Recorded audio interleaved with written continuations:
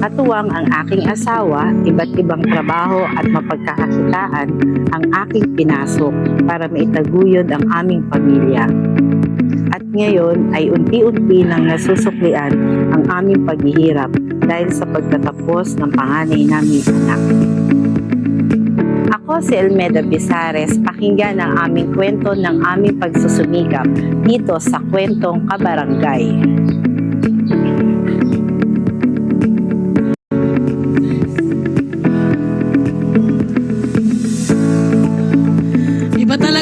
Iba talaga ang lakas ng nanay. Ibang-iba. Talagang todo gagawin ng lahat para sa mga anak. Kasama natin ngayong umaga ang magiting na nanay na si Elmeda Bizares at ang kanyang anak na si Derek Andre. Mga kabarangay, palakpakan! Morning po. Good morning, Andre. Morning po. Ma'am Elmeda, ano po ang inyong palayaw? How would you want me to call, us to call you po? Nene. Nene! Oh, Tita Nene! Tita Nene. May Tita Nene din ako May Tita Nene din yan eh. Oh, Tita Naku, Nene.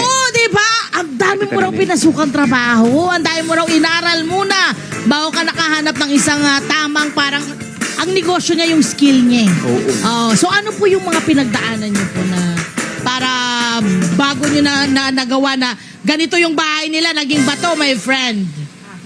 Ay, good morning po sa inyo. Morning po. Bali po kasi solo po akong anak. So wala po akong alam sa kahit anong trabaho. Hindi naman kami marangya pero nakaranas ng kahit konting ginhawa. So lahat, nung nagsimula po akong nung nanganak kay panganay, ang mindset ko po is nanay na ako. Lahat po ng bagay na hindi ko alam is pinag-aralan ko.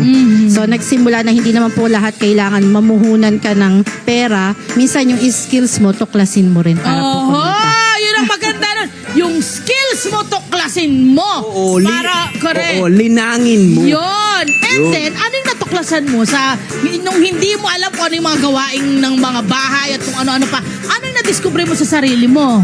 Siguro po, naging inspiration ko rin po kasi yung mga anak ko. Yes, correct. Talaga naman. Opo. Siyempre, makita mo sila na mabigyan ng kahit na makakain ng 3 beses sa isang Maayos, araw. Opo. decenteng buhay. Yes Yun po. naman ang gusto natin. Opo, ganun okay, tapos ano po yung ginawa po ninyo? Nag-training po ako sa Nag-training. pagmamassage. Saan po kayo nag-training? Sa TESDA po. TESDA. Alam mo, ang laking tulong ng TESDA. Oo naman, para sa mga kababayan kabarangay. natin. Oo naman, noon pa Oo. man, hindi ba? Yes. Hanggang ngayon. Pero ang balita ko, love, marami kang, sa nakwento mo nga po, ang dami nyo mga pinagdaan ng mga trabaho. Opo. And then, paano nyo po natumbok na, okay, ito po, dito ako maglalagi, dito ako magpapakadalubhasa para Ito ang aking gagawin pamilya. kong negosyo. Oo.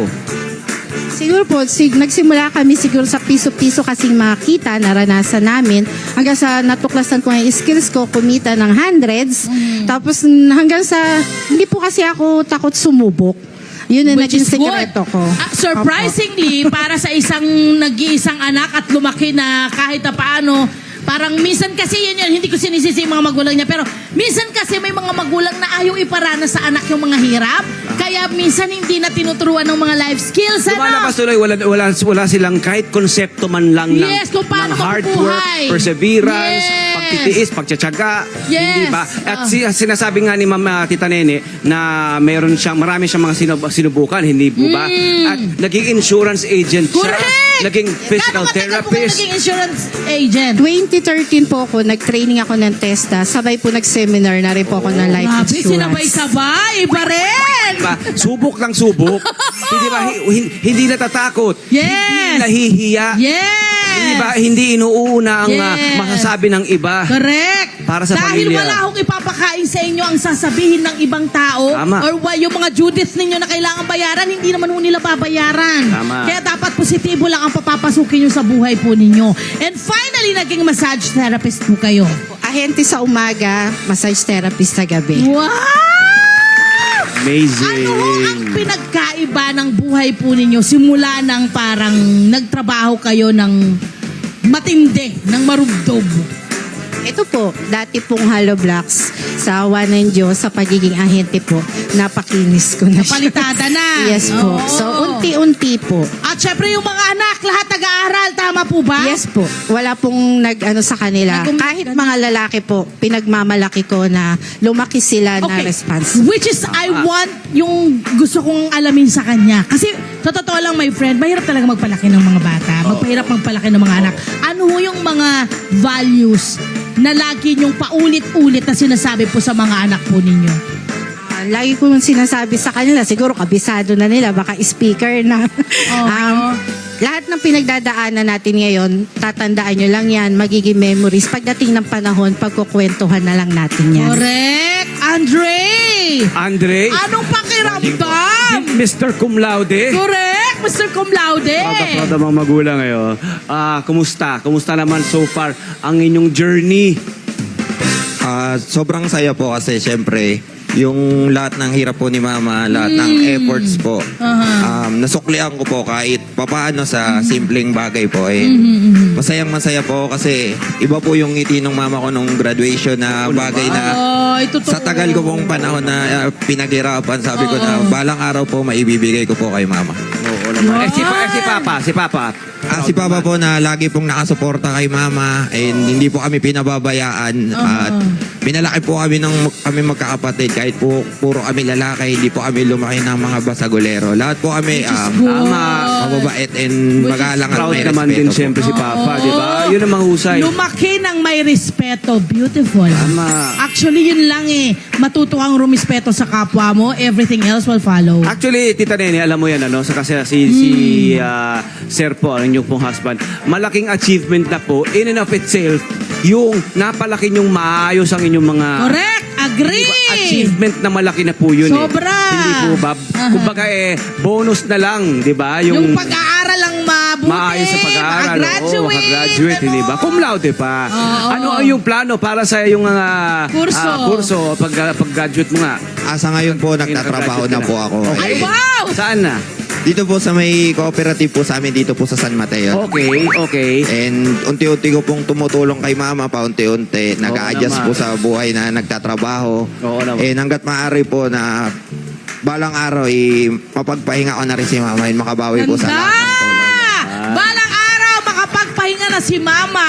Ay, naku, looking forward to it, Mama. And I'm sure si Mama ayaw rin naman niya magpahinga. Inahanap ng katawan mo, no? Bilang sanay siya magtrabaho. Saray siya eh. Hinahanap ng katawan niya eh. Totoo naman, totoo niya. naman. Yan. Derek, kung ikaw ay may ibibigay na values na natutuhan mo sa iyong pamilya, sa nanay mo at sa tatay Sa mo. mga kapwa. Sa mga kapwa mo, Sa mga anak. kaedaran mo. Yes, Sa sa mga mga kapwa mo. panganay. Yes, lalo. Sa mga Ano lalaki, ang sa iyong mga anak. sasabihin sa kanila? Akin po, lesson na natutunan ko po kay Mama is yung laging magtiwala sa sarili. Okay. And lahat ng bagay, kapag wala ka malapitan, lagi ka lang magdasal. Kasi Mananalangin. Yes. ang laging gabayan yung maging matatag lang sa lahat ng bagay at basta lagi lang siya nandyan, lagi nakasuporta and lagi kayo magtulungan sa isang pamilya po. Ano ang mensahe mo sa nanay mo? Tingnan mo yung nanay mo. Anong mensahe mo sa kay sa mama mo? Mensahe ko lang po kay Mama. Siyempre po, nagpapasalamat po ako sa iyo palagi sa pagmamahal, sa pag-aalaga nyo mo po sa aming kila Papa, sa mga kapatid ko po. Kahit minsan po, makukulit po kami, pero andyan pa rin po kayo, hindi nyo po kami pinabayaan. Binigay nyo po lahat ng efforts nyo sa amin. And pangako ko po na balang araw, hindi pa man ako nakakabawi ng buo, pero pangako ko po na babawi po ako sa iyo. Oh, Mami. Mami, ano message mo naman sa Mami, iyong ang sarap mga anak? naman pakinggan. Ayan po, lagi naman ako nakasuporta po sa kanila eh. Kahit anong mangyari, kahit magkaroon na sila ng pamilya in the future, nandito pa rin ako hanggat kaya ko. Sa kaya ko silang suportahan, di lang kung financial, may tutulong, pati yung moral support. Mami, maaari pa makahingi ng isa pang mensahe para po sa mga katulad Nanay. niyo po mga nanay din Mga po. nanay na possible, Mami, siguro yung pinagdaanan mo nung una, dinaraanan din ngayon. Marami tayong mga nanay na gano'n ang pinagdaraanan. Ano pong sasabihin sa kanila? Yung mga panahon din po na dumaan ako sa mga pagsubok, parang naiano ko din yung sarili ko na nasabi ko na isang nanay ako, wala sa bokabularyo ko yung sabi na hindi ko kaya yan. Wow. Parang sa akin lahat kaya ko yan kasi wala namang bagay na hindi na pag-aaralan. Ganda! Walang imposible, di ba? Wala pong imposible. Yes! Ano po, Sa lahat- taong Kailangan may no, sa may taong may commitment at porsigido, no, my friend? Tandaan na ito, lagi sinasabi tatay ko to, walang taong bobo. Agree! Tamad. I so much agree! Lahat ng tao matalino are may Oo. skill. Walang taong bobo, mahina ang pag-isip. Yes. Tamad meron. Maraming tamad. Hindi po ba? Mga batugan. Kaya po, ang ating kabarangay na ito, si Tita Nene, ay Yes. isang nagpapatunay na Yes. alam nyo, Successful, lahat ay posible. sipagan nyo lang. Correct. Sipag lang po, ano? At tiyaga. Oo. At panalangin. Tiyaga. Yun. Yun. Mabuhay ka, Tita Ma'am Nene. Elmeda, congratulations! And Derek, Congratulations, good job. Derek. Thank you po. Sana lahat ng mga natutuhan mo sa future Sa inyong lahat, family mo, congrats po. may pasa. No? Oo Ang ganda, naman. Ganda ng kanyang mga natutuhan. Magandang ehemplo, Sobra. di ba? Inspirasyon para sa lahat. Maraming salamat po. Palakpakan po natin si Tita Nene at si Andre at Derek at ang buong pamilya. Hello po mga Kanet 25! Si Kuya Tony Pet po ito mula sa Love, Tony Pet and Everything. For more Love, Tony Pet and Everything updates, just click on our subscribe button and follow us on our Net25 social media pages at Net25 TV and at Net25 Entertainment Facebook. Magkita-kita po tayo!